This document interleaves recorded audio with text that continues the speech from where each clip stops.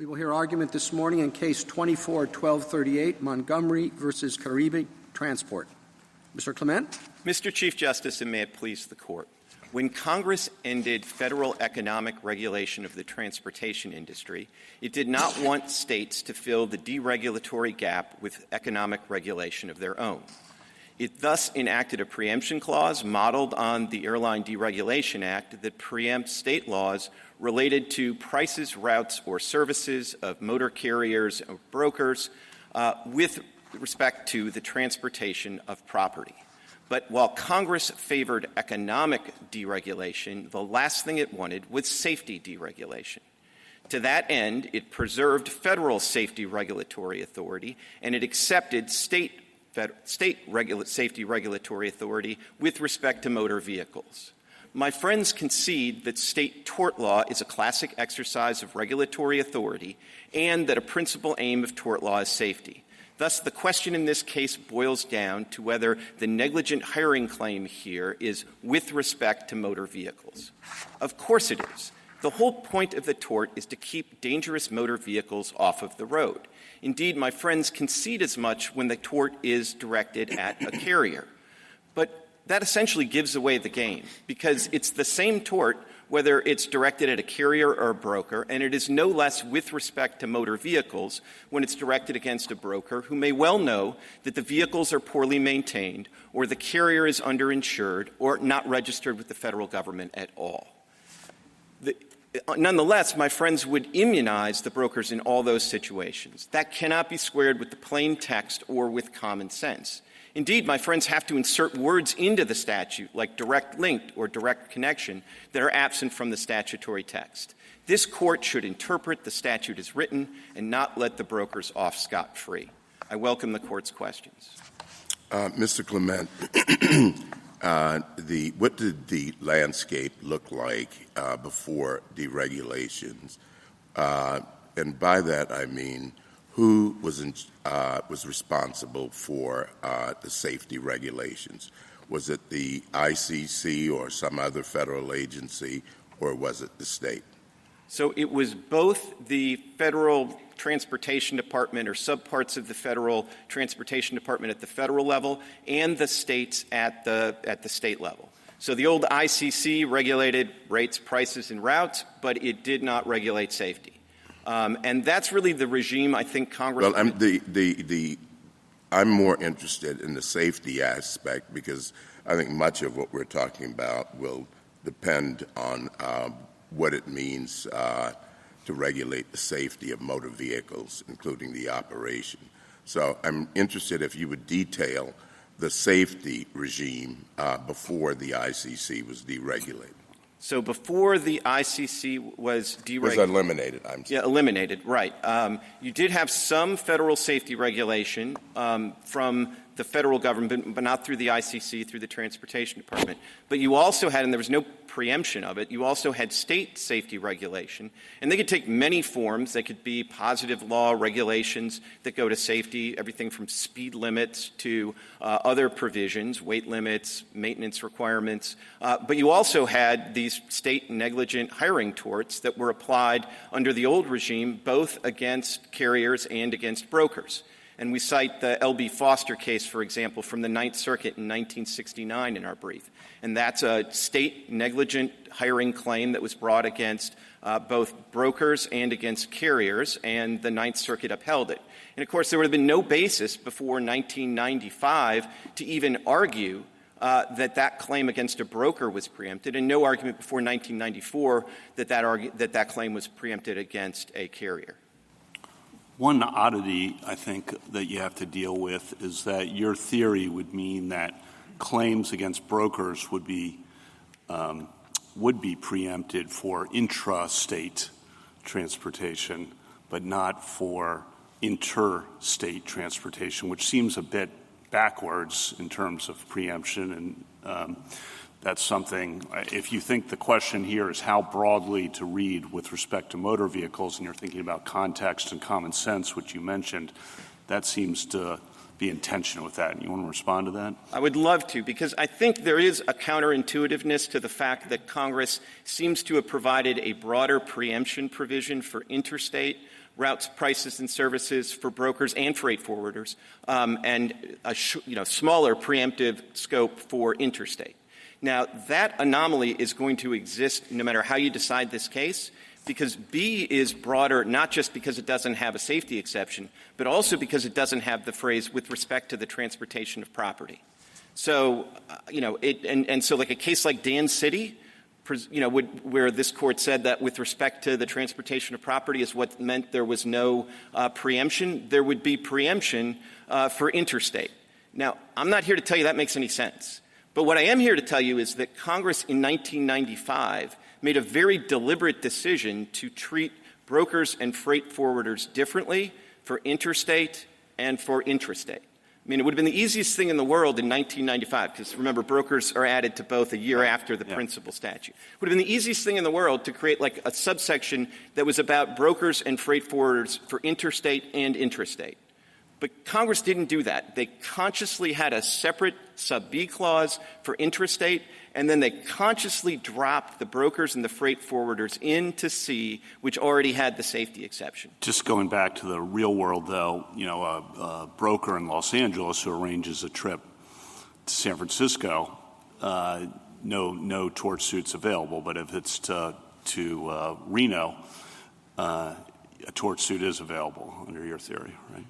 Under our theory of the safety exception. Now, you might on the safety exception, right, which is the key. And I guess I'm still trying to figure out how that makes some sense, particularly when, let's just add to it, the other kind of issue that bothers me a little bit here is the fact that Congress required financial security requirements for the truckers, but not for the brokers, and with respect to accidents. And that seems another thing that you can respond to.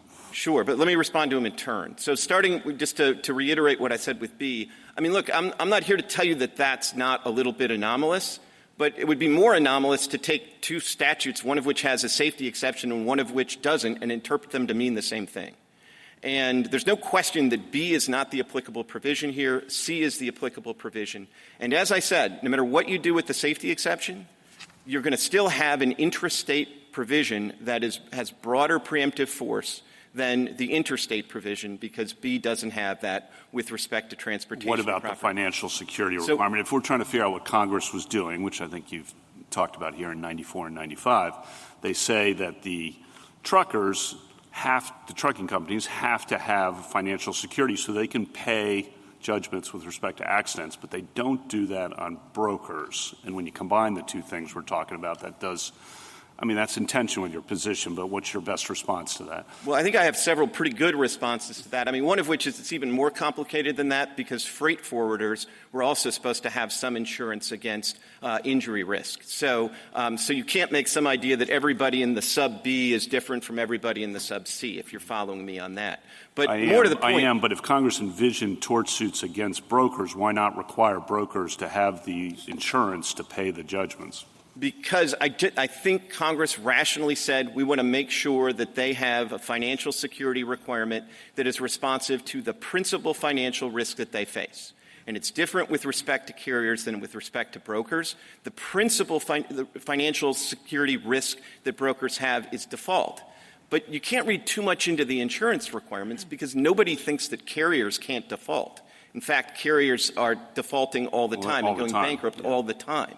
And so you can't draw too strong an inference. And what I would also say is there's also sort of an asymmetry in the inference that you would draw. Because, some lower courts, for example, have focused on that insurance requirement by finding that safety torts are not preempted in the Airline Deregulatory Act context.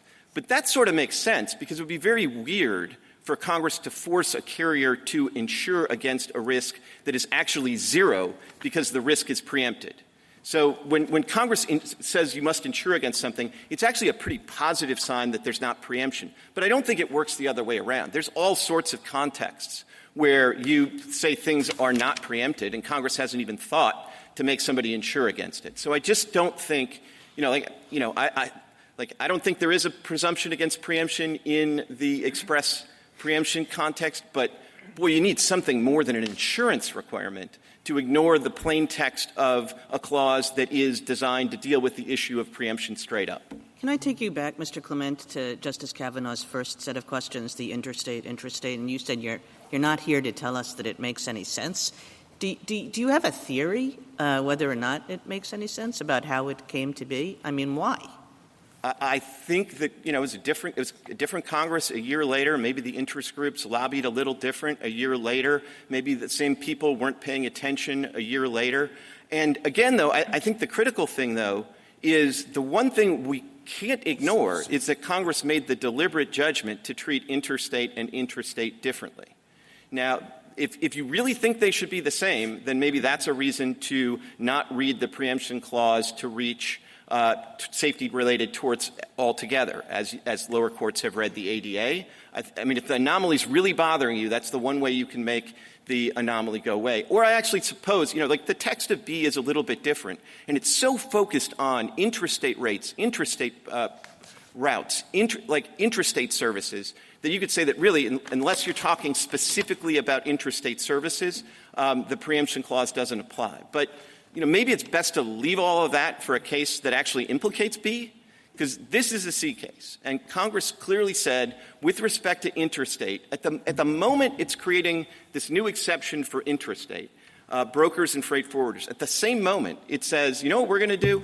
We're going to not treat brokers and freight forwarders the same way for interstate and intrastate. And when it comes to interstate, we're going to drop them into a preemption provision that has a safety exception. I think that's what you have to sort of try to interpret here. And then if you get to the safety exception, I think the question of whether these negligent hiring torts against a broker are with respect to motor vehicles is quite straightforward. And I think if you understand the nature of the 411 restatement tort, the whole reason that there is a negligent hiring tort in certain circumstances but not others is because you're hiring somebody to do something that has the possibility of bodily harm to third persons. And what creates the threat of bodily harm to third persons in this context? It's the 80,000-pound motor vehicle that you're putting somebody behind the wheel of or you're entrusting the cargo to. And that's true whether it's a tort against the broker or against the carrier. And so if I hire somebody to just paint my house and they do a lousy job, shame on me, but there's no negligent hiring of a contractor tort in that context because just painting the house isn't going to pose a risk of bodily harm to third parties. So what really triggers this whole tort is a risk of bodily harm to third parties. And the only thing in this mix that poses that risk of bodily harm to third parties is the motor vehicle. So if you follow what tort we're talking about here, it really does make the connection to motor vehicles quite direct. Mr. Clement, could another way of thinking about this really be focusing on C, as you've encouraged us to do, and how it operates, what it's doing? It seems to me that one could conceive of this as C1, Congress coming in and making a change to the status quo. This is the deregulation point that you said. And they say in that section that this deregulation is occurring with respect to the economic aspects of the system. And then the safety clause, this part that we're all focused on now, is really just clarifying to some extent that what they have done with respect to preemption is leaving the status quo regarding safety. And so Justice Thomas's point was a good one. In other words, what was the status quo? States were regulating with respect to safety, so was the federal government to some extent. And if you think of it from that kind of bird's eye view, I think it seems pretty odd for respondents to suggest that Congress was really focused on who would be able to bring a claim or how. It's sort of, that's all up to how the state was regulating. What is their tort? What is their system? Congress was just, it seems to me, in this statute saying we're not touching any of that with respect to the preemption that we are now establishing. So I wouldn't resist one word of that. I would say that's exactly how the lower courts have approached this in the context of the ADA, where you don't have a safety exception, so your eyes don't immediately go to the safety exception. But still, courts have realized that long before, like in the bad old days of federal economic regulation, you still had state tort suits for personal injury and the rest. And so when Congress in the ADA says, all right, we want to get rid of the federal economic regulation, and we don't want the states replacing it with new economic regulation of their own, but they had no interest whatsoever in getting rid of all those tort actions. And as we say in the briefs, but I think it's quite true, actually from Congress's perspective, if you want economic deregulation, the last thing you want is a huge uptick in accidents and lots of safety mishaps. Can I just interrupt there just on the rhetoric? It's not getting rid of safety tort suits. The tort suits against the trucking companies, the carriers, are still preserved. Everyone agrees on that. Sure, but the problem is once you agree to that, there's really no coherent reason to stop there. Like you're looking at the state tort, and the state tort is not I was just responding to your point about safety regulation being gone. No, safety regulation through tort suits still exists. Everyone agrees against the primary people who are going to be sued, as I think you've acknowledged, which are the truckers, the carriers. Yeah, and I didn't mean to get carried away with my rhetoric. My point was just if you're a rational deregulator, but all you care about, you've Chicago school, you want economic freedom. The last thing you want at that same moment is for there to be new safety problems. And my point was why would we think that, given the background that you're talking about, that Congress would be focused on preserving only the tort claims with respect to the truckers as opposed to the brokers, as opposed to anybody else? In other words, why Congress's attention, it would seem to me, would not be at the level of who is actually going to ultimately be sued, under tort in these different states or whatnot. The point of its regulation was just to say we are concerned with economic deregulation. Those who are regulating safety carry on. And under whatever state's law, if they have a particular tort, if they had it before, if it's operating, then Congress wasn't bothering that. If it applied to brokers as well as truckers, Congress wasn't bothering that. It just seems odd to me to think that we would read this statute and all that it's doing to have Congress caring about the particular defendants who are going to be sued at the end of the day. Again, I couldn't agree more, and I think if you look at that L.B. Foster case, 1969 Ninth Circuit case, that's a case where the plaintiff sued the shipper, the broker, and the carrier.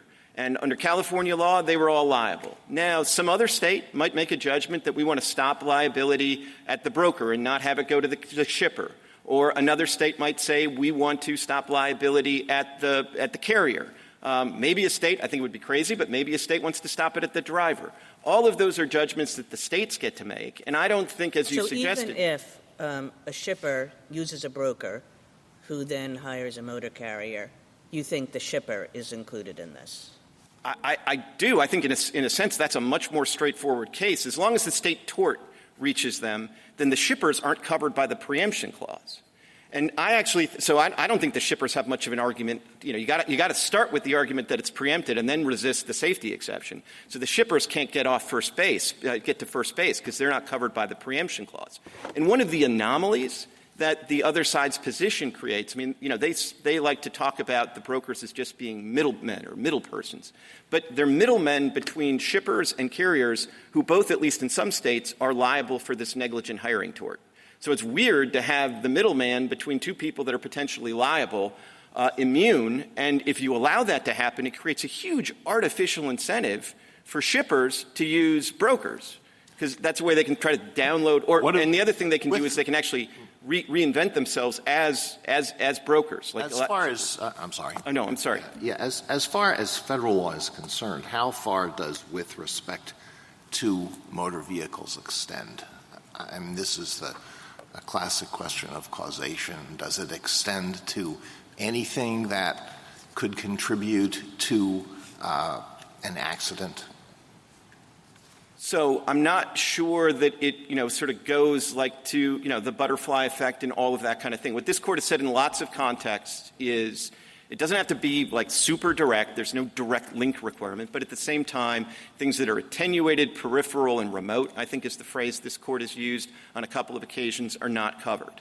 Now, here, I think it's a pretty easy way to say that this is not wildly indirect for purposes. Yeah, no, I see that. But do you think there is some limitation in this phrase "with respect to"? Absolutely. But I would say, like, if I were, like, sitting on Congress's shoulder and saying, all right, we want direct connections only, I would say don't use the "with respect to" language. And the limitation is proximate cause under state law. Is that the limitation? Well, that's one practical limitation in this context, because you can't bring the tort against a broker under state law unless you satisfy the proximate cause requirement. Yeah, well, I understand this is pretty direct, but if something has to be some kind of directness requirement or a minimum link requirement has to be read into C2, then I come back to the question that Justice Kavanaugh led up with, which is the real anomaly, which is very hard to accept, that there's preemption for intrastate activity but not for interstate activity. And I came to the argument hoping you were going to give us some brilliant way of reconciling these two provisions, other than just live with it. But I guess there is no such theory. If there is, it has escaped me. But as I say, I do think it's telling that you are going to have a broader intrastate preemption clause no matter how you decide this case. The other thing is, I would say, that would really be letting the tail wag the dog. I've looked through all these cases. I think there are 2 intrastate cases that I've been able to find. Maybe my friends have found more. But there are, dozens and dozens of interstate cases. And the intrastate cases I found have actually said there's no preemption on sort of the ADA. That's not what this is all about. So I think it would be a mistake to let the absence of the safety exception in B be the tail that wags the dog. What do you do with the fact that the brokers, I think the amicus brief of the Transportation Intermediaries Association, particularly pages 20 to 24, really go in detail of if tort liability extends to them, how are they going to assess and evaluate the safety of drivers in a particular trucking company? How are they going to figure out, do they have an alcohol drug issue? How are they going to figure out English proficiency, which of course is a critical issue at the current moment that's being discussed? How are they going to do this is the real concern that's raised in that brief and by respondents that I think is something you need to respond to. Sure, I'll try to respond to it, and I think it may be much more straightforward than you think in many cases. Ultimately, like, the legal answer is it's the know or should have known standard.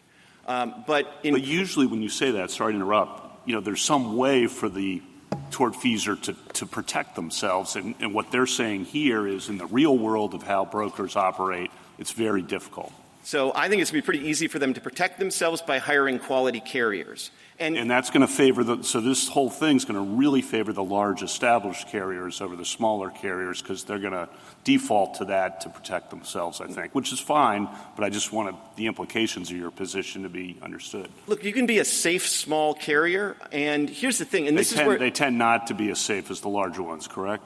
Well, some of them tend to be very unsafe, and some of them tend to be these chameleon carriers where their safety record is terrible, and then they show back up. And the situations where there should be liability is when the broker knows, or should know, that it's a chameleon carrier. If they've just been dealing with this carrier as, Joe's Trucking, run by Joe Smith, and then all of a sudden Joe Smith shows up, and this time it's Smith Trucking, the carrier's going to know that, the broker's going to know that. And here's one of the things that sort of helped me understand all of this, which is you have a number of situations where there is a captive carrier, where that carrier does only loads for C.H. Robinson. And so in that circumstance, C.H. Robinson is going to know every bit as much as the carrier is going to know in those circumstances. Now, there are going to be other situations, like say, they can protect themselves, but they can also protect themselves by asking some questions and having some screens. This is a case where C.H. Robinson's own policy says that they don't hire carriers that have conditional safety ratings, but they did it here anyways. So you have cases like that where, you can worry a little bit about how they're going to protect themselves, but they already take some efforts. And when they blow their own sort of standards, or they were relying on the federal government standards because the federal government regulates the trucking companies and kind of certifies them. In a very that's probably not good enough, is what you're saying, which I I'm not taking issue with that, but that's what they've been relying on in the past, right? But the federal government regulates in a very minimal way, and the federal statute specifically says it's a minimum, not a maximum, and states are free to go above that. And, I mean, you really can't underestimate. And for the carriers, that begs the question, but keep going. Yeah. I mean, the statistics that the amicus briefs have shown is that roughly 94% of carriers have not had, like, a safety exam by the federal government. And the way this works is to get on the road in the first instance, you do not have to go through it's kind of less rigorous than getting your state driver's license for a car. So. Thank you, counsel. Justice Thomas, anything further? Would you take a minute and walk me through why you think, or why it's agreed here that subsection 2 regulates safety in intrastate cases? So, the argument would be that, if this were a B case, and I was trying to argue that safety is not preempted, what I would do is I would make an argument sort of like I would make in the airline deregulation context, which is to say there were these tort claims beforehand. They probably, like, the last thing anybody would have thought was going to be preempted beforehand was an intrastate tort claim.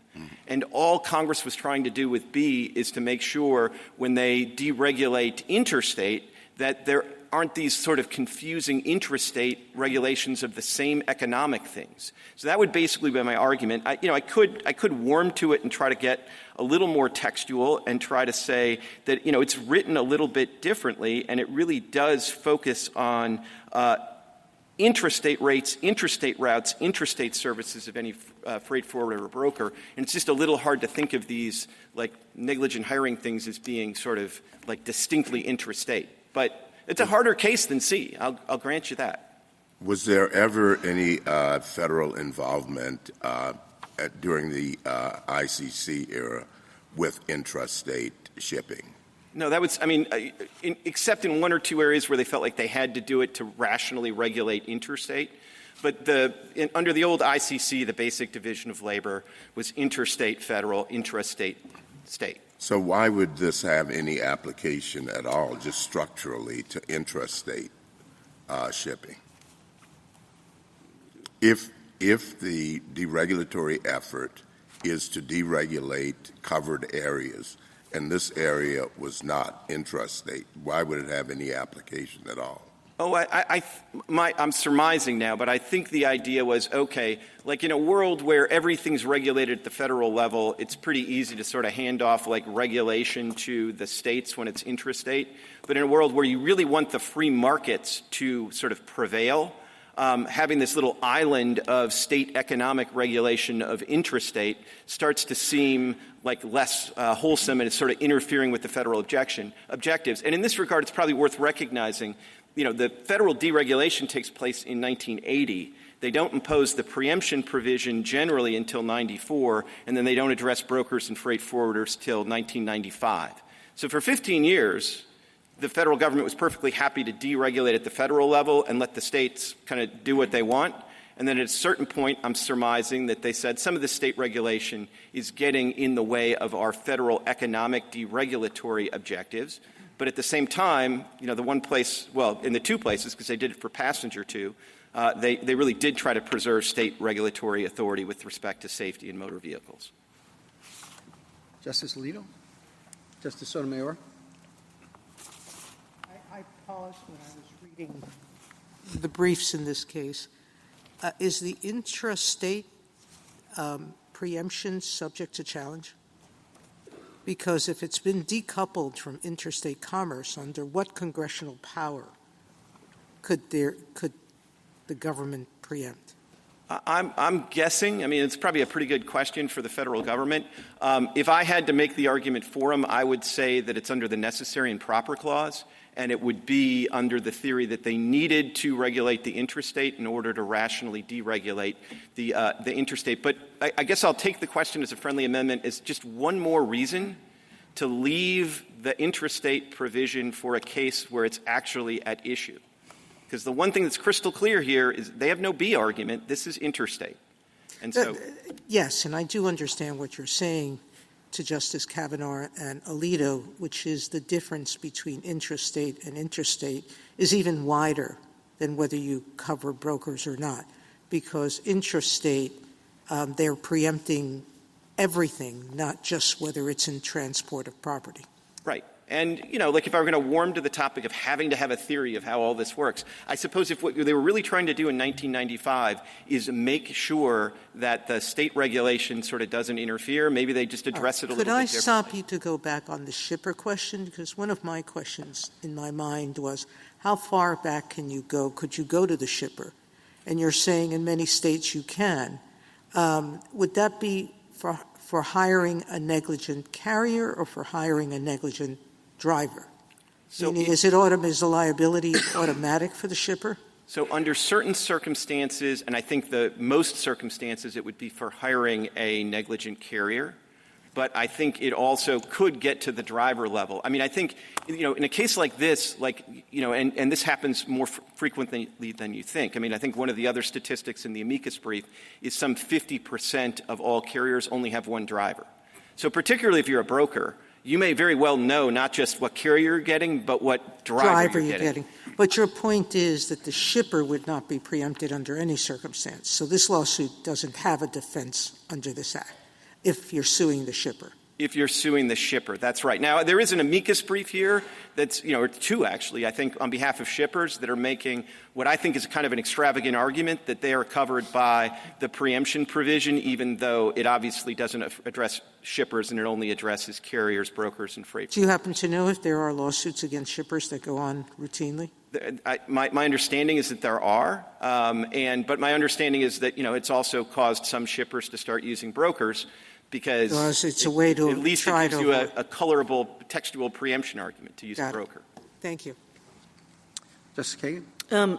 Mr. Clement, the government has an argument, I think it's the government, might be the respondents too, that your theory makes this with respect to motor vehicles phrase superfluous. I was just wondering what you would say about that. I was hoping you would ask. So I think there's a big problem with that argument because I think it sort of fails to appreciate how broad the definition of transportation is. And the statutory definition of transportation that's relevant for this part of the statute is reproduced at pages 18 and 19 of the petition, if you have that. But it's incredibly broad definition, and it's 23A. And the first thing in the definition is a motor vehicle. And then it then goes on to list 10 other things: vessel, warehouse, wharf, pier, dock, yard, property, facility, instrumentality, or equipment of any kind. And then there's a B clause that goes on and talks about services related to movement, including receipt, delivery, elevation. I had to look that one up and figured out they're actually talking about grain elevators.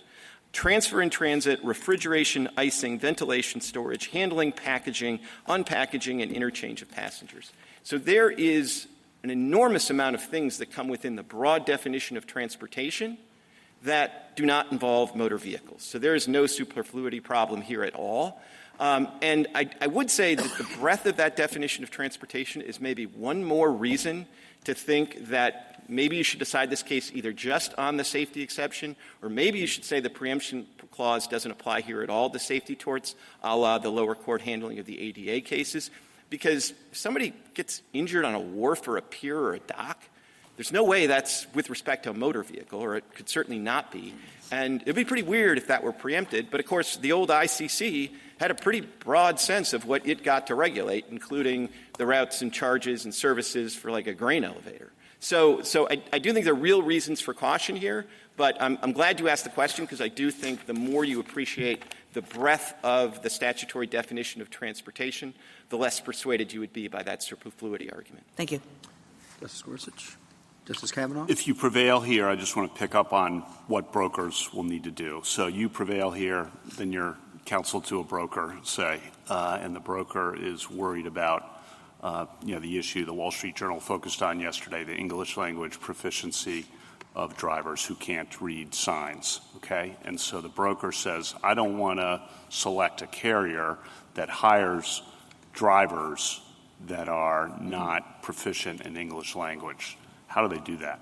And do they need to do that? And how do they do that? Because that's a lot of the current discussion is there are a lot of different issues, but that's one that's currently in the current events. So, complicated question. I'd probably give them a pretty long memo. And, I'd start by saying I'm not sure these, English language requirements are really sort of safety regulations with respect to motor vehicles. And maybe they are. But, I think that's a debatable question sort of at the threshold. Well, why not? If you can't read, if you're hiring drivers who can't read the signs, that seems like a safety issue. If you say so. I assume that's true. Okay, assume that's true. Then I got to I want to address whether I'm violating some other federal law by discriminating on the basis of English language proficiency. And I haven't sort of thought all that through, but it's not obvious to me that you can do that. But assuming you can, well, the federal government now tests for that for the drivers. Yeah, I bet that's being challenged somewhere. But let's assume that we're on to the last part of my memo. We'll assume that that's also legal. Then I would say, okay, you can use large carriers, but if you do, make sure that they have an adequate testing program. And if you do, you're done. And the carriers will have every incentive to have that themselves because everybody thinks the carriers are liable. So if we don't have problems with the two threshold questions, then the carriers are going to have to do it.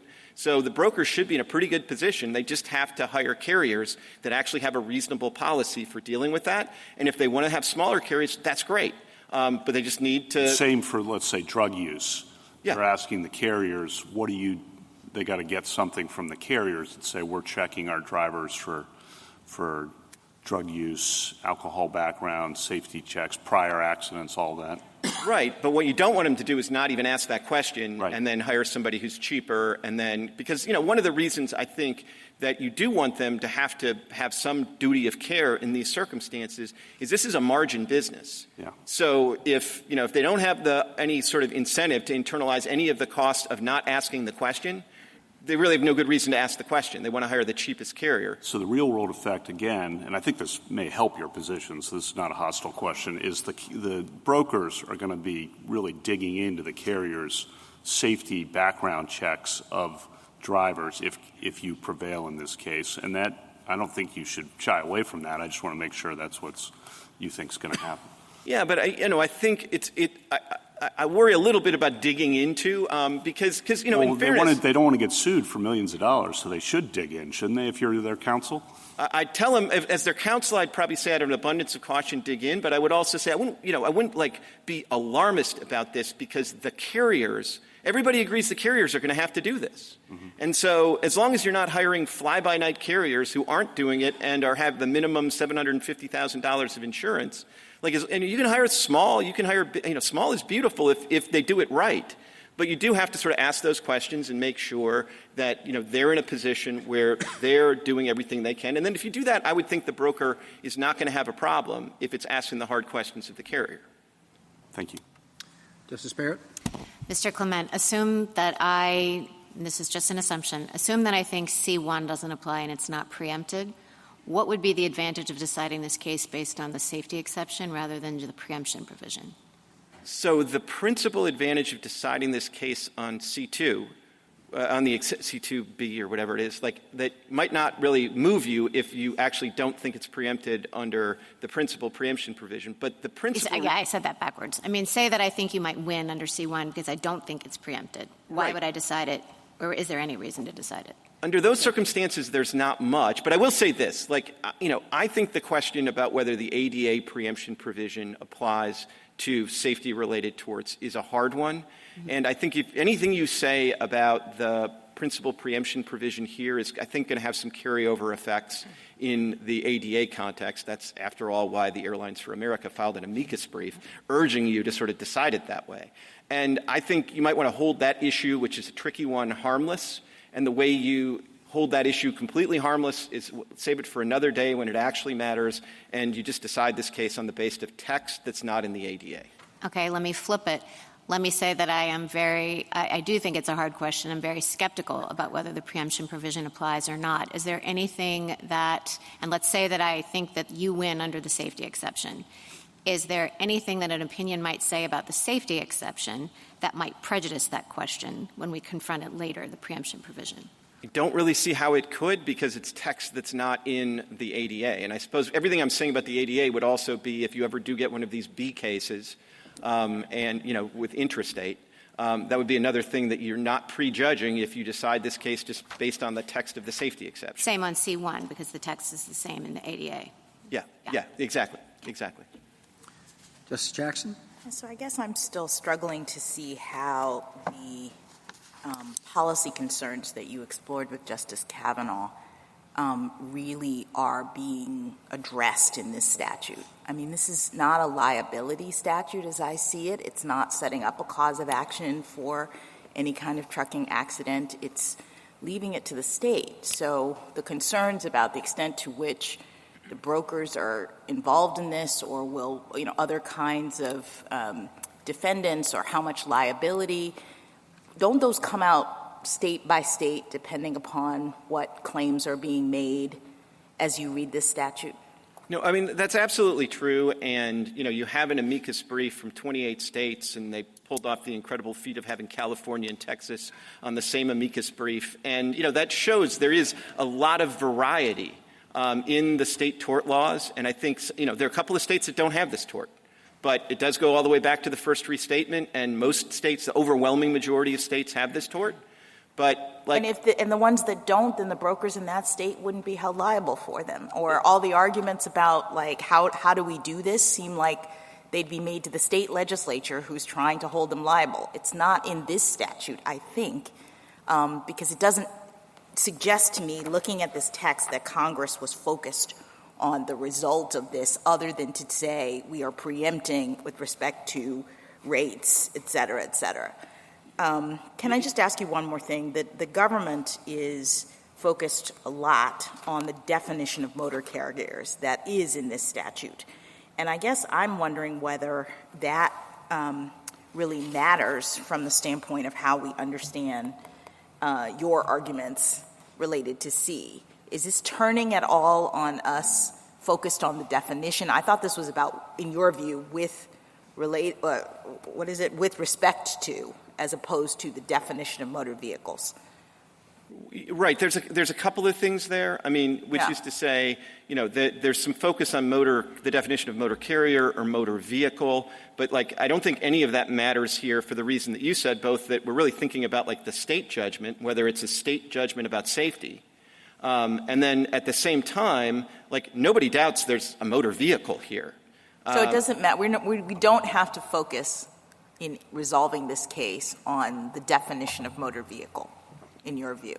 I don't think so. Nobody really disputes that there's a motor vehicle at the center of this case that caused grave injuries to my client. So the only question is sort of the state safety regulation sufficiently closely related to that motor vehicle? And as I've tried to explain, it really is quite closely tethered, because the whole reason you have a negligent hiring tort is because you're talking about something that poses a danger of harm to third parties. And the thing that poses the danger of harm to third parties in this context isn't some brokerage firm. It's the 80,000-pound truck. Thank you. Thank you, counsel. Mr. Boutros?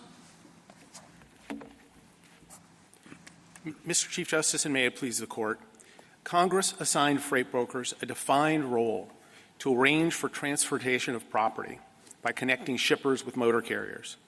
Petitioners' tort claims target that core service, so the claims are preempted. The only real question here is whether these claims are saved as the safety regulatory authority of a state with respect to motor vehicles.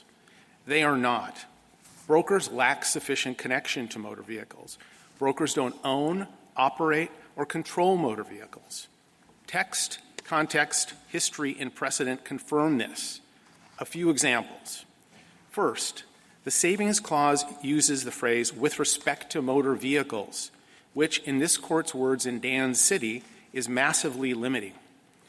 And it implies specifically only to motor vehicles. The definitions do matter here, not transportation of property, which is much broader by statutory definition.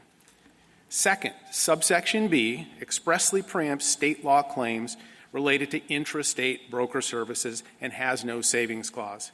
It is unthinkable. It's absurd that Congress would have saved states' authority to regulate interstate, but not within its own borders.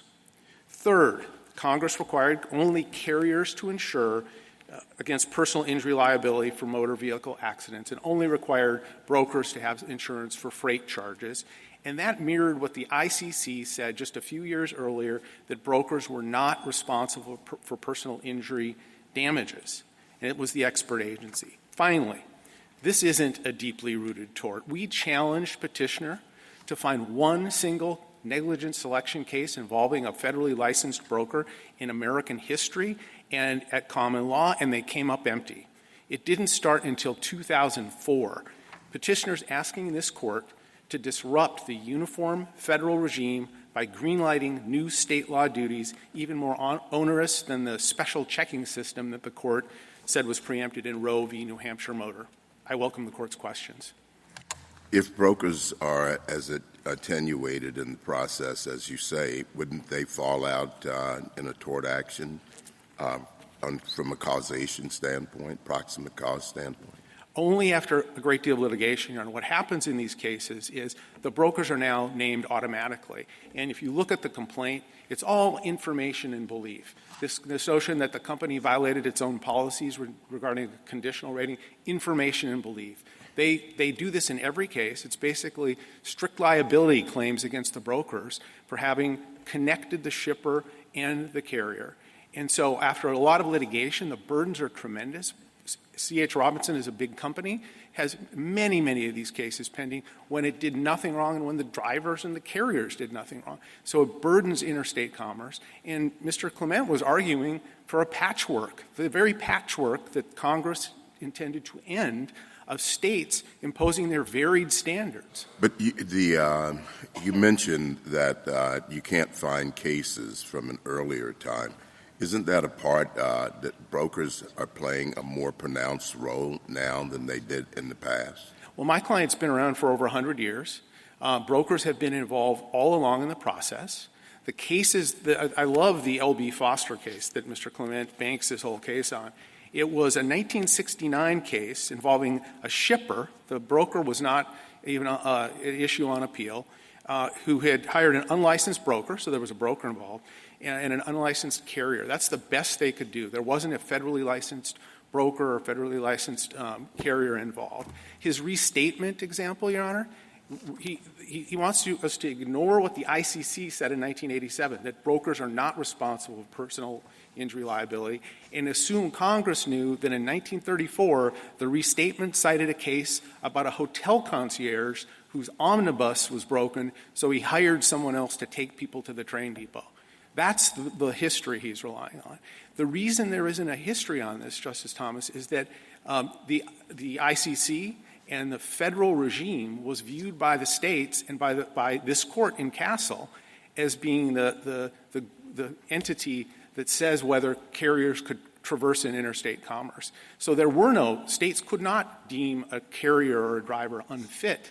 That would thwart the federal licensing regime that existed then and that exists now. What was the treatment by the ICC of intrastate shipping, purely intrastate? And there were certain products that were not covered by the ICC. How were those treated? I think what the ICC would have they would have captured those in its regulation to the extent they were within the chain of interstate commerce. And this goes to some of the questions about Section B. I do think the quote from Mr. Clement that he has no answer, no idea why Congress would have had preemption intrastate be complete with no saving clause, but to have saved these claims interstate. But I think that to the extent that in the chain of interstate commerce, and this goes to Justice Sotomayor's question about constitutionality, I think there is a connection between purely intrastate activities and interstate commerce in some instances. The other point I wanted to make is the briefs in Mr. Clement today really hammer on this notion that Congress was looking at economic deregulation and safety. Of course, it was not touching. It clearly cared about safety. The FMCSA, the expert agency that now exists, has enormous federal power over safety and 700 pages of regulations, and it's in a partnership with the states who endorse, I think most, if not all, have endorsed the safety standards of the federal government. Yes, it cared about it in the way that you're talking about, but really the relevant focus, I think, needs to be on what it was doing in this statute. And what concerns me about the way you've set this up is you are suggesting, I think, that the preemption part of this was also covering state regulations with respect to brokers as they relate to safety, and that then when Congress came in and put in the savings clause as a part of this, it was leaving brokers preempted with respect to what they do that might implicate safety. But that's not the way I think the statute reads. It seems like the preemption is smaller than you're giving it credit for to begin with. The preemption is very broad, as, again, Mr. Clement kindly outlined. Transportation of property that's what's preempted. No. Laws related to a price, route, or service of any motor carrier. Or broker with respect to transportation of property. But I think what's doing a lot of the work in this, in understanding the scope of preemption, is the states may not enact or enforce a law related to a price, route, or service. And if you read it that way, then the savings clause is focused on what the state can do concerning safety. No, well, it is, Your Honor, but it's safety with respect to motor vehicles. And the preemption clause, we're not disputing that a tort claim that targets the services of the broker, and this goes to the essence, as the Seventh Circuit said, as Aspen said in the 11th Circuit, this is the essence. What brokers do is match the carrier. Counsel's depiction of what brokers do is completely divorced from reality. They're not interviewing and investigating. They're matching up federally approved carriers with shippers, and they want them to be safe because they want their shipper clients to keep hiring. There's no duty of the broker to check the safety records when it's doing that match? No, Your Honor. In fact, they're supposed to rely on the federal government's licensing. That's what the court said. As a matter of state law? The state could not impose a duty on them to make sure that they pick and match the best in terms of safety record? That's exactly the question in this case, Your Honor. And if you look at the complaint, JA 22 through 26, they're asking this court to greenlight the states to impose duty after duty. What was the status quo?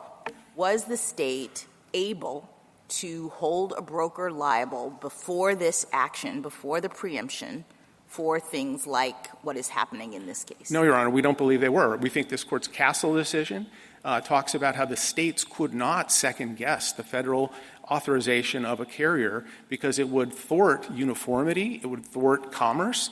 This isn't a traditional area of state prerogatives. This is about interstate commerce and the free flow of interstate commerce. Mr. Boutrous, this might be a good idea, this might be a bad idea. I mean, maybe this is just a simple-minded way of looking at this, but I'm just looking at this provision, and it says, shall not restrict the safety regulatory authority of a state with respect to motor vehicles, and you agree that these tort actions are part of the state's safety regulatory authority. So then the question is whether these suits are with respect to motor vehicles. And, come on, how could they not be? They're all about getting good drivers behind the wheel of a massive truck. That's with respect to motor vehicles. That, Your Honor, I think is actually a good way to look at it because, first, the definitions matter here. The Congress, when it added brokers and added subsection B, which has no saving clause, it didn't change the saving clause, the safety saving clause. It broadened it to transportation of property. It kept it focused on motor vehicles. Motor vehicles are very narrowly described as the tractor trailer, the truck. Okay, but the motor vehicle is the truck, and these suits are all about the trucks. And who's driving the trucks? And I go back to, again, Petitioner did not mention this Court's two leading cases. The Dan City case, this Court said, with respect to transportation of property, which, as Mr. Clement said, is really broad, that massively limited the scope of preemption. Could the state say you can't drive a truck unless you're 16, unless you're over 21? I think the states could have. Oh, so that's not with respect to the motor vehicle. It's with respect to the driver who's going to drive it. Can the states say truck drivers have to wear seatbelts? That would be compatible with federal law, Your Honor, and they could do that. All right. So what's incompatible with federal law with respect to safety to say you shouldn't operate this if you're a careless, negligent driver? The states can say that. What they can't say is that a broker can be held liable. Why not? Because the broker's one putting the driver in the seat. That's not correct, Your Honor. Of the Honor. motor vehicle that's causing the accident. That's not correct, Your Honor. That's another real, I would say, not accurate depiction in the briefing here. Wait a minute. Yes. The broker hires the company who's going to transport, says the company is negligent because it's had, I think, 2 or 3 accidents in the space of a month. Drivers have, and it only has 9 trucks. And it has a driver who just that month had another crash where he was found negligent. I don't see how someone hasn't failed in their duty.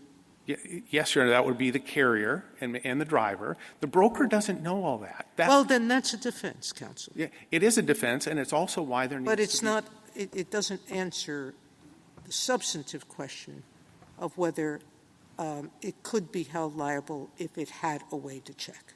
If it was required to check this special checking system, and I go back to Roe, where this court said that the main statute there that would have required the carriers to check to see if the packages were going to be directed to a minor shipping tobacco, that would have imposed this patchwork and would have imposed this extra duty on the services of the carriers. And so safety regulations always create a patchwork. No matter what the safety issue is, there's going to be different state requirements, and so the patchwork exists just because of the exception. But can I address that, Your Honor? Because Section 31141, which both parties cite, seeks to eliminate that. It gives the Secretary a pretty broad power to preempt after decision. So while the states can enact their own safety regulations, they must be compatible with federal law, consistent with federal law, even if they're stricter.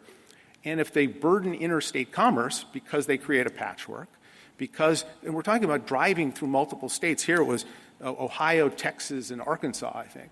And so you need to have the certainty that you can traverse those jurisdictions lawfully. With respect to motor vehicles phrase, again, going back to that, obviously motor vehicles are involved. I thought your argument was you have to figure out how broadly to read with respect to, like relating to, it could go forever, or where do you cut it off? And I guess my question is, given the safety implications, why would Congress have wanted to cut it off at carriers and not include brokers when I think, although they haven't traditionally done it, brokers could do more to ensure that carriers are hiring safe drivers who don't have issues with their history or whether they read the signs or whatever it might be, and that will reduce the number of fatal trucking accidents, which is a huge problem. Why is that not a reasonable way to read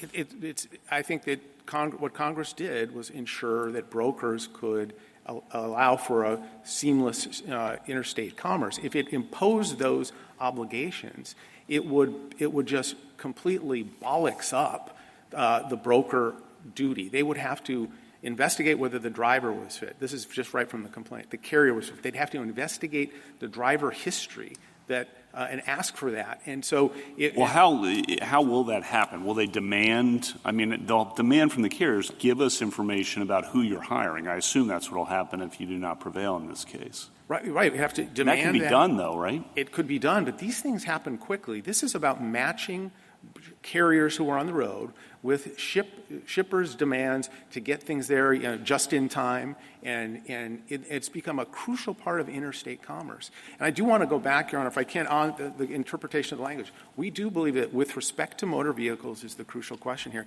And one thing we haven't heard of... I'm sorry to interrupt you there, but so you agree with respect to motor vehicles and safety regulations, it accounts for the safety belt regulation, it accounts for age limits and things like that. You agree that it also permits a hiring tort suit against the carrier.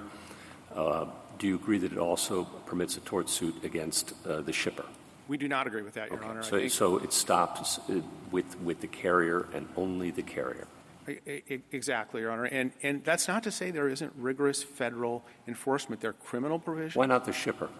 The shipper, by imposing that duty on the shipper, and there are lots of claims against shippers, the shipper, by imposing that duty, this is like Roe.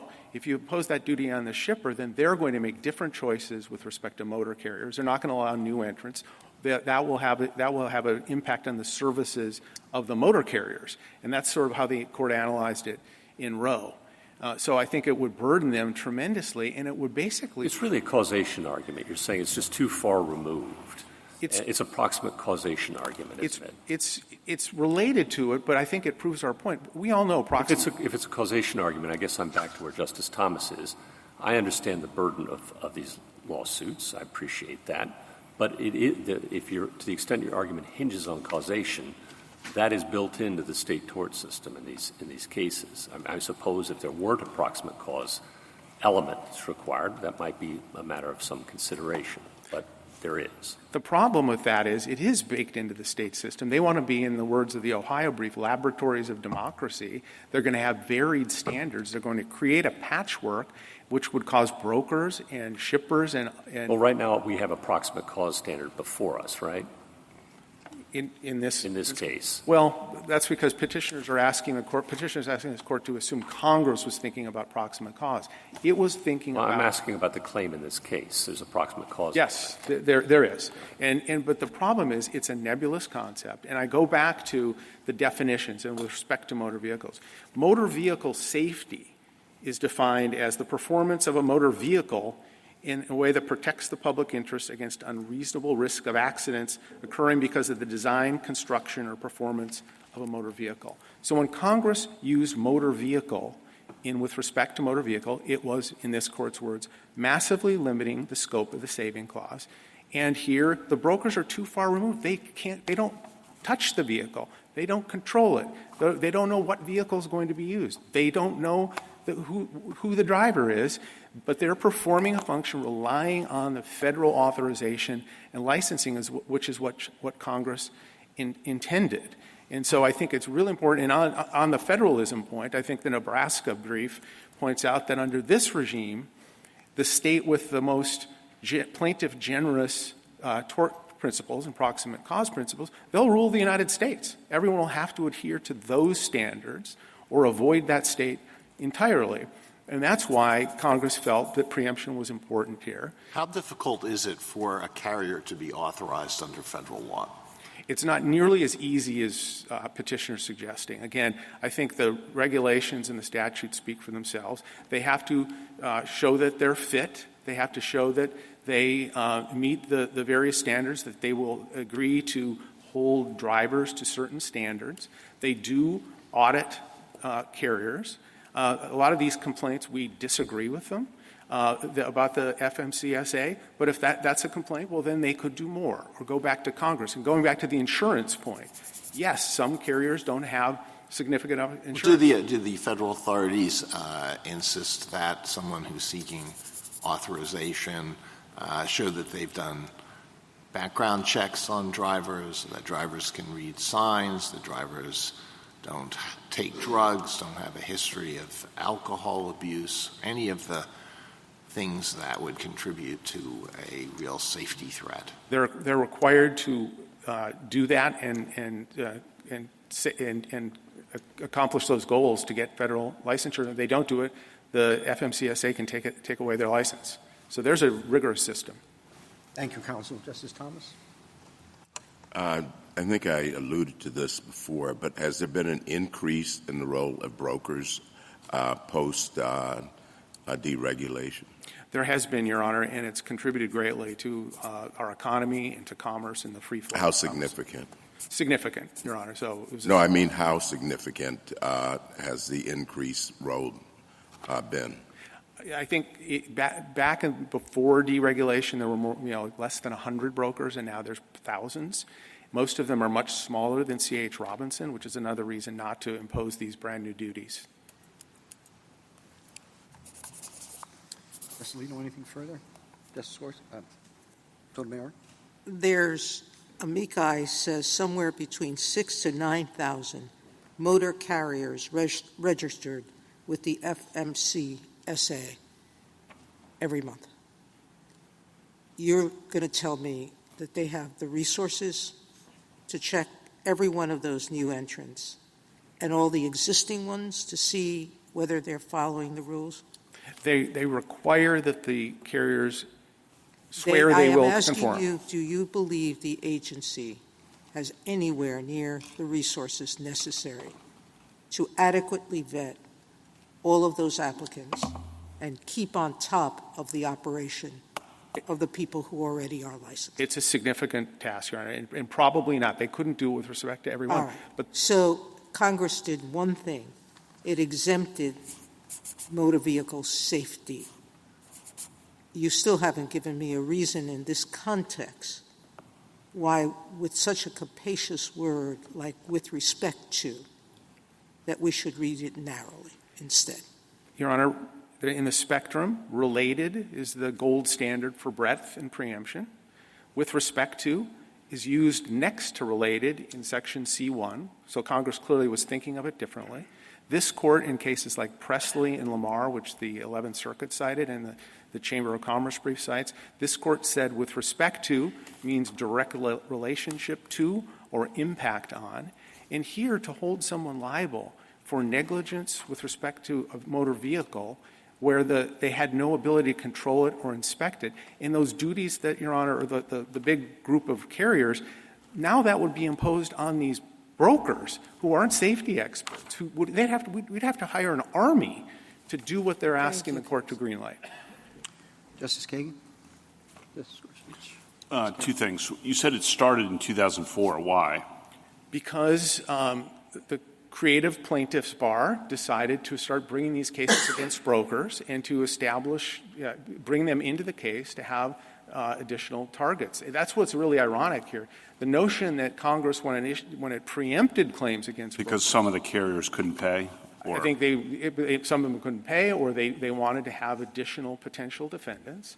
And so they're not asking this Court to restore or protect long-standing state law. They're asking this Court to authorize the states to become laboratories of democracy, to creatively adopt a patchwork of new duties that will really hamper interstate commerce and defy Congress's intent. And then you've had, I think, law against you in the Ninth Circuit since 2020. So, and you've talked about, this would be difficult to impossible. What have brokers been doing in the Ninth Circuit since 2020? Because I assume they have adjusted their behavior in response to that. And Sixth Circuit as well. Yes, they've been litigating because they're getting sued still repeatedly. Are they changing their practices at the front end so they're not liable at the back end, given the Ninth Circuit and Sixth Circuit law and the possibility that law will stay the law? They have not made the radical change, waiting for a ruling from this Court to clarify that these claims cannot be recognized. But in California, the effect has been mitigated a bit because two state courts of appeal have rejected the Miller decision and gone with Judge Fernandez's dissent in that case, which I think really just very in simple terms outlined this. This is a step too far. I think the 11th Circuit said a bridge too far to hold someone who liable who match the carrier in the I'm puzzled that no one's I'm not saying everything that's going on out there, but I'm puzzled that brokers haven't started doing more on the theory that they could be held liable. When they change their behavior with some bad law? Well, the problem is they get you coming and going, because if you do more, then the argument is, like in this case, you're vicariously liable because you had control. So if you don't do enough, they say you should have inspected like you were the federal agency. If you do too much or you do anything, they say you're in control, which is just not true. The broker is a broker. They're a middle person, matchmaking, so commerce can flow. Justice Barrett? No. Justice Jackson? Thank you, counsel. Thank you, Your Honor.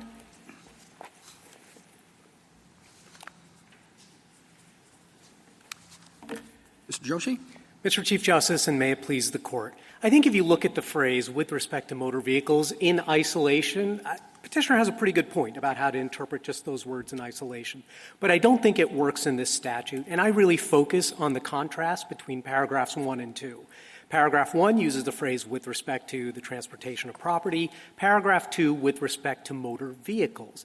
That seems like a conscious choice that Congress made to parallel the language but change the noun to a much narrower noun. As Mr. Clement observed, transportation has like 24 or 25 different nouns, I think I counted, one of which is motor vehicles. So that suggests that with respect to motor vehicles must not include things that are with respect to the other stuff in the definition of transportation, one of which is arranging for the movement of property, which is what a broker does. Put it this way. Suppose there were a rule that applied with respect to coffee, cream, and sugar, and then an exception that applied only with respect to coffee. You would naturally think that the exception does not apply with respect to cream and sugar, even though that phrase in isolation might cause you to adopt the opposite view. I think that's kind of what's going on here, and that's why I think respondents' reading of the statute is the better one. I welcome the Court's questions. Is there any daylight between your argument and that of the respondent? I don't think so. I think we're aligned on the interpretation of the safety exception. With respect to the use or the role of brokers, how significantly has that increased? I agree with what Mr. Boutros said. It has increased markedly before the deregulation. There were only several hundred brokers, is my understanding. Today, there are approximately 25,000 federally registered brokers operating, from small sizes to as large as C.H. Robinson. What role did the ICC play in regulating transportation in intrastate before deregulation? I don't know exactly the extent of the role. My understanding is that they generally would have thought that intrastate regulation has a substantial effect on interstate commerce, and so to the extent there would be inconsistent rules, as both Mr. Clement and Mr. Boutros mentioned, the Castle case is from the 1960s, I think, and that really exemplifies these things. Illinois there had certain regulations for trucks, but this Court said that Illinois cannot use a violation of those in order to revoke the operating authority, even for the intrastate trucks. Counsel, both the counsel for respondent and for petitioner were asked a fair number of questions about B1. And I don't want to evaluate it, but I think they were basically each saying they don't quite know why it's there. And I wonder if the federal government has an answer. I think my answer is that Congress did not view the safety exception as reaching these kinds of claims against brokers and freight forwarders. And so I don't think there is an anomaly, and there certainly isn't if you adopt respondents' view of the safety exception. Now, what Mr. Clement said, first he said he has no idea, but that's just how it is. He said, regardless of this case, I think he said there's going to be this difference between intrastate and interstate anyway. But I don't think that's correct. The first thing he pointed to was that B does not include the limiting phrase with respect to the transportation of property the way C1 does.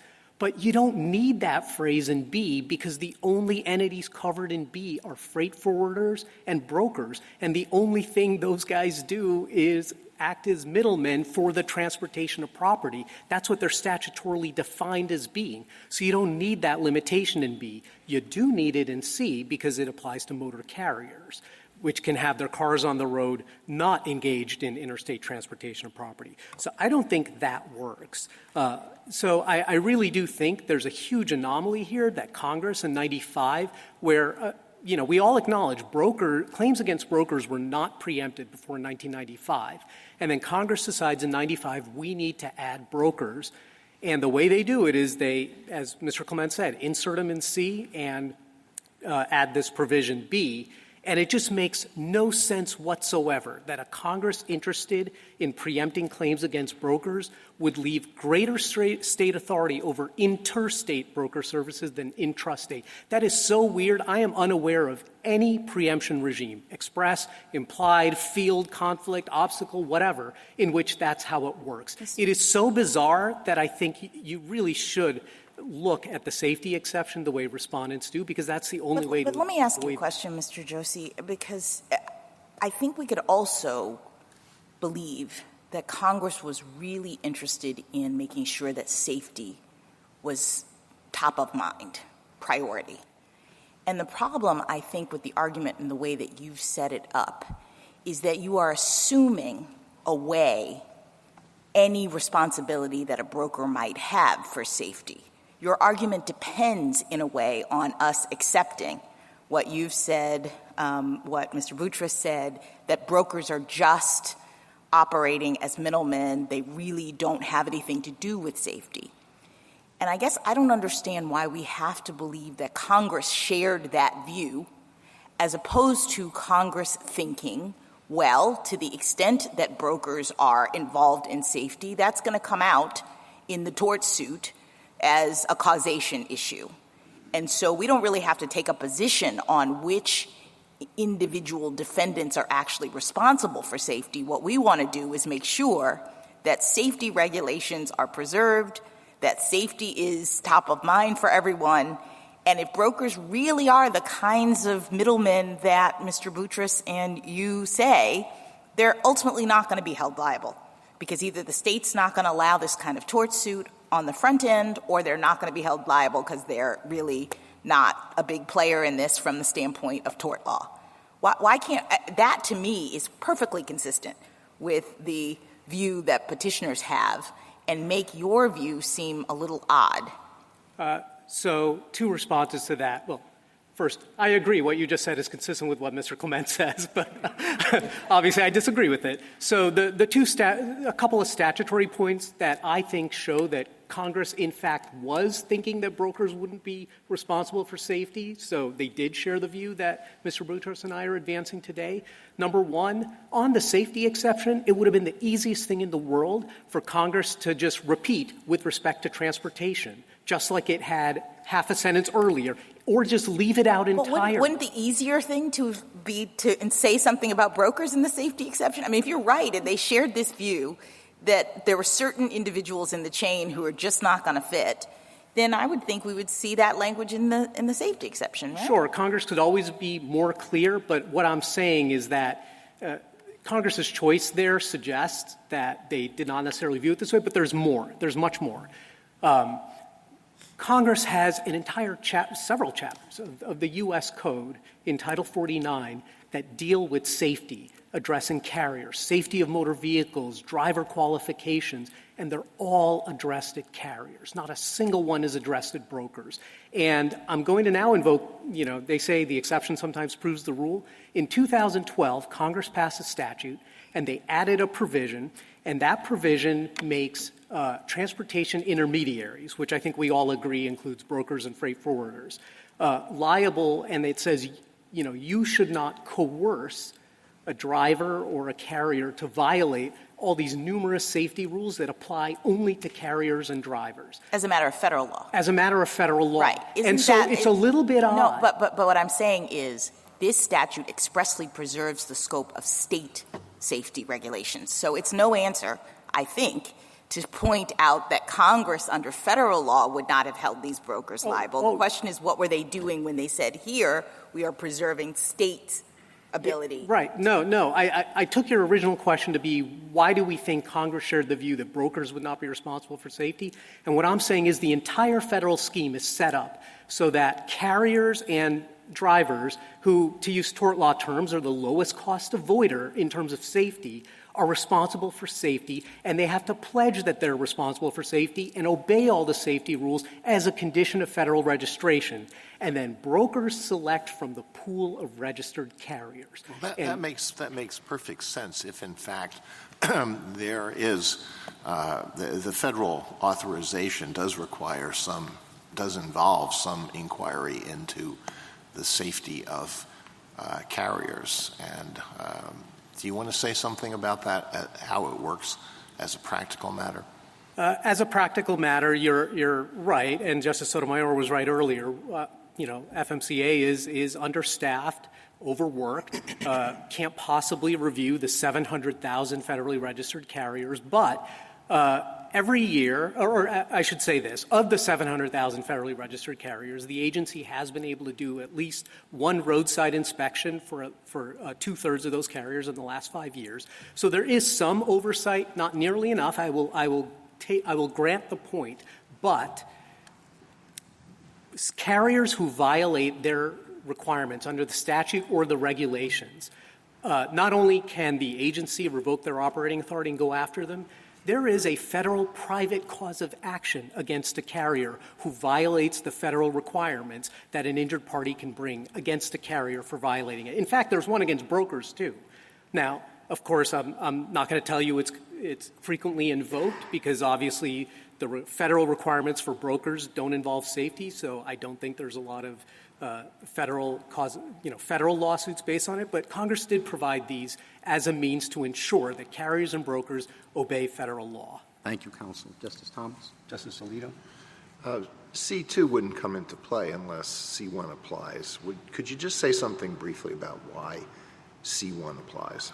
Yes, because a broker is defined as someone who, I'm looking at 13102 sub 2, the back end of the definition, arranging for transportation by motor carrier. That is literally the service of a broker. And petitioner's tort claim, if successful, would allow enforcement of a common law rule. And the common law rule would say not just that the driver was negligent on this particular occasion. And it wouldn't just say that C.H. Robinson erred in selecting Caribe on that occasion to transport those particular flower pots in December of 2017. Instead, it would say, Caribe, you should not have hired, or C.H. Robinson, you should not have hired Caribe at all. And in fact, no broker should ever have hired Caribe to do anything. So it's directly attacking a broker's selection of a carrier, which is the core service, which means it's related to the service of a broker. And that is why every court of appeals, even ones that agree with petitioner, have rejected this claim and have agreed that these sorts of torts fall within C1. Thank you. Justice Sotomayor? I think you told Justice Thomas that you agreed with everything that Mr. Montgomery is arguing. Is that correct?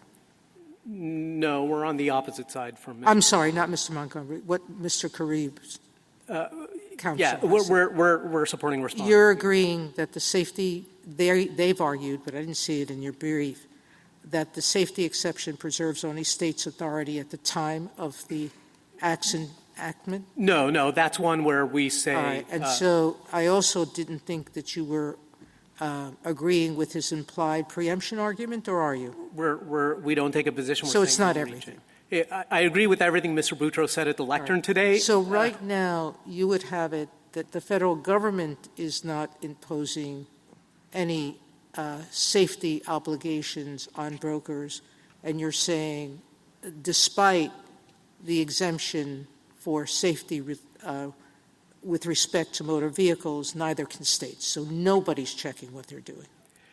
Brokers are required to pick from among the pool of federally registered carriers. That's what does the work here. And so even if someone has had 1,000 accidents and it's well known, no broker is ever liable. The carriers would be liable for that, but correct. The broker, as long as they still are. I just want to know the end result of your argument. No one's checking, and no one's going to be liable. That is, well, carriers are liable, but that is what we think the federal system is, how it's supposed to work. Carriers are responsible for safety. How about shippers? Are you agreeing with your adversary? Shippers? We have not taken a position on shippers. I don't think, just standing here at the lectern, it doesn't seem like this statute covers claims against shippers. Yeah, it's hard to do. Except insofar as through the Roe against New Hampshire Motor Transport Association, that was a rule that actually regulated shippers, but it was nonetheless preempted because it affected carrier services. So under that way, perhaps it could, preempt certain types of rules against shippers, but it's sort of hard to see. There may be hard to see that a safety one would. I don't know the answer to that. All right. Thank you. Frankly. Justice Kagan? When you stood up, you said, okay, if you look at with respect to motor vehicles, that seems pretty bad for you, but we're going to look further. And the place where you pointed was the definition of transportation. Is that right? And I'm doing this on the fly, so forgive me. You can just tell me if I'm wrong.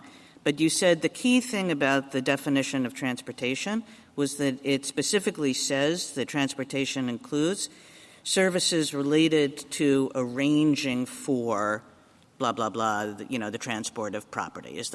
And you said that's what a broker does. So we should think about that as in the other with respect to clause, not in the with respect to motor vehicles clause. Do I have that right? That's right. Okay.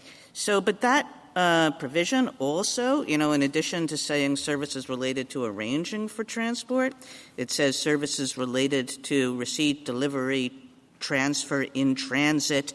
It has all these other verbs in it too, which it seems to me would apply to the motor carriers themselves. So if we want to apply that same theory of the case, we would have to take out the motor carriers from the with respect to motor vehicles phrase. Maybe not. I mean, motor carriers are the ones who own and operate the vehicles, and so to the extent what you're challenging is they're performing those services, I think maybe not. But more to the point, I think most of these claims against drivers are for negligence, and those are obviously permitted. They're not preempted. And federal law, by operation of federal law and the definition of employee, drivers of commercial motor vehicles are deemed to be employees of motor carriers, even if they're independent contractors. That's expressed in the definition. And everyone understands the reason for that is so that motor carriers will always be vicariously liable for the torts of their drivers during the scope of employment. That's why you don't see in this complaint, which is in the joint appendix, you don't see a claim against the motor carrier here for negligently selecting the driver. That would be silly. No sane plaintiff would bring that claim because you can just say the driver was negligent on this occasion and therefore you are vicariously liable. And that's typically why these claims against motor carriers aren't going to be preempted. I mean, I take that point. All I'm suggesting is that you pointed us to a phrase as being very relevant to you when that phrase includes just about everybody. It's not like a phrase about brokers where you say, oh, look, they meant brokers to be in this provision because this is a phrase about brokers. This is a definition that includes everybody under the sun. That is true. So I guess I'm not seeing how relevant it is to the question of whether with respect to motor vehicles somehow excludes brokers. So I want to be clear. I think this particular point I'm making, as well as the three other main contextual clues that we've made in the brief, one of which is the intrastate, the other is a superfluity or potential superfluity, and the third being the financial services requirements, which Justice Kavanaugh was discussing earlier. I'm not making a claim that any of those four itself is dispositive and just answers the question. I do think this is a hard case, but I think all four of them tilt in respondents' direction, and they suggest that with respect to motor vehicles has a narrower effect than it might seem. Dan City supports that reading of with respect to as well. And given that every contextual clue, every oddity, every anomaly, respondents' reading doesn't produce it, whereas petitioners does, I think in the end, when you look at all of it, respondents is the better reading. Thank you. That's our point. Justice Gorsuch? I just want to follow up on that a little bit. I take your point that with respect to transportation is a lot broader than with respect to motor vehicles. It's a good point. But once you say that with respect to motor vehicles doesn't just mean with respect to the mechanics of that vehicle, but can include hiring, negligent hiring by the carrier or some negligence by the carrier, then I wonder why that doesn't also hold for brokers. Yeah. So to be clear, the definition of motor vehicle is not just tractor, trailer, et cetera, but it also says it has to be and used on a highway and transportation. Sure. So claims about the use count under the safety exception. And that's my point, is once that camel's nose is under the tent and you can have a claim for negligent hiring against the carrier, why not against the broker? No, that's my point. As far as I'm aware, there's no such thing as a negligent hiring claim against the carrier because the carrier is vicariously liable for the driver.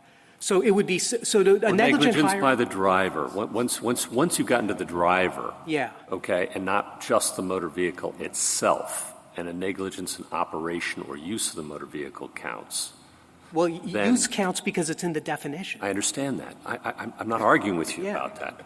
But once you concede that the use counts, and that somebody can be held liable for negligence in the use, then it just seems to me we're talking about causation at that point. I take the point, and obviously that is Mr. Clement's point here today, but my point is I understand as well, I'm sorry to interrupt, but I'll let you answer. I understand as well if there were a strict liability regime or something like that, but so long as we have a proximate cause regime, and that's all that's before us.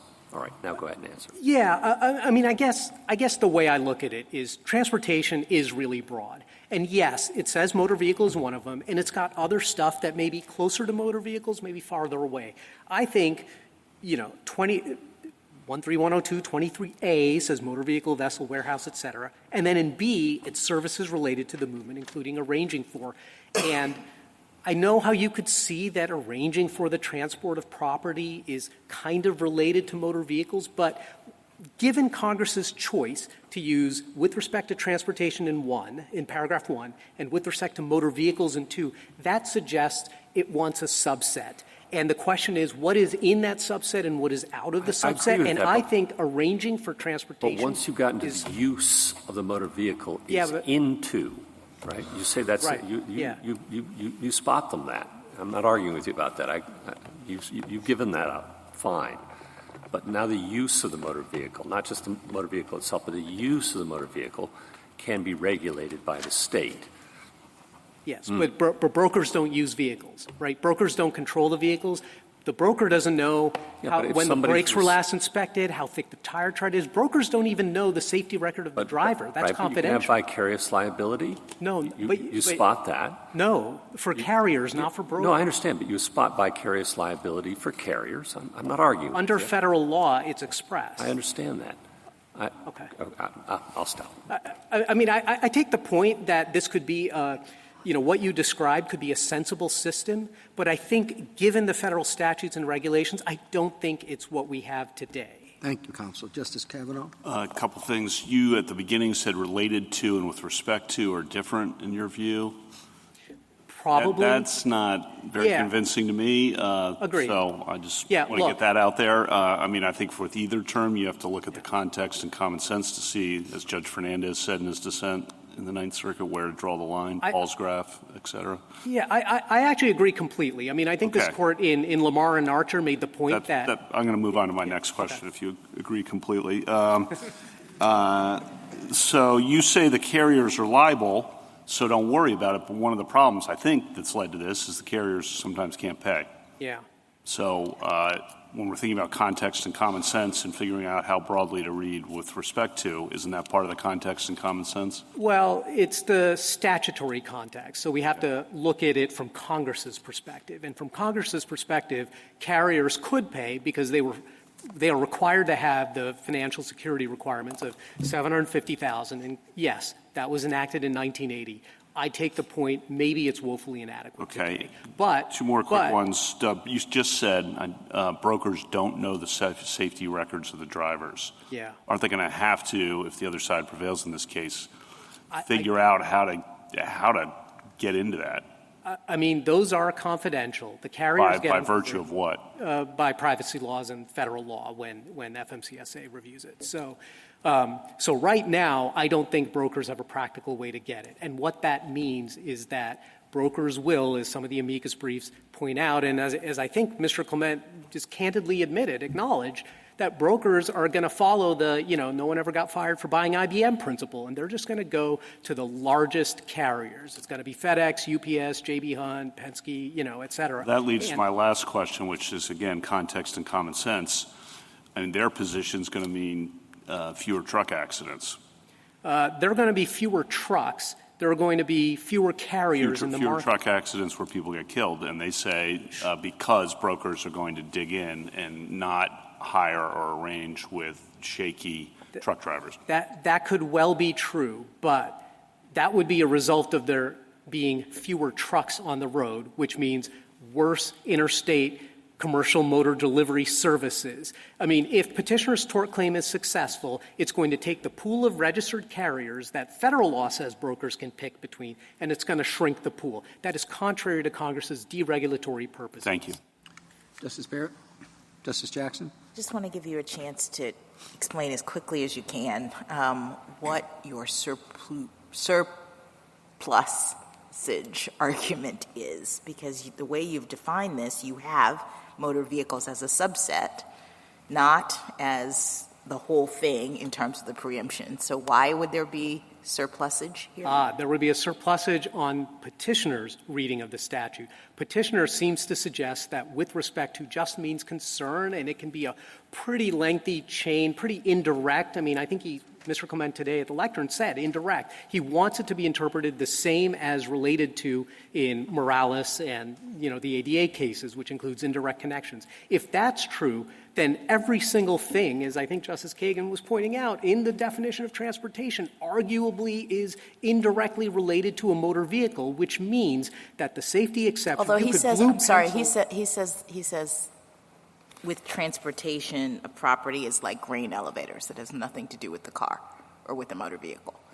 He's got transportation of property much broader. I don't know how you get the grain into the elevator or out of the elevator without a motor vehicle. So I would think that on petitioner's logic, that claims about that would also be in.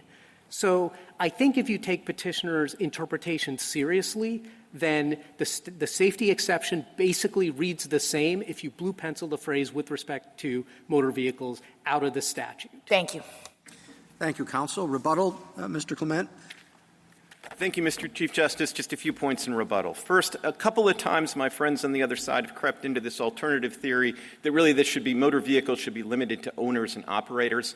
Obviously, those words aren't in the relevant statutory provisions, and as we point out in the reply brief, as a practical matter, something like 45% of carriers don't actually own the vehicles. They lease them or they belong to the driver.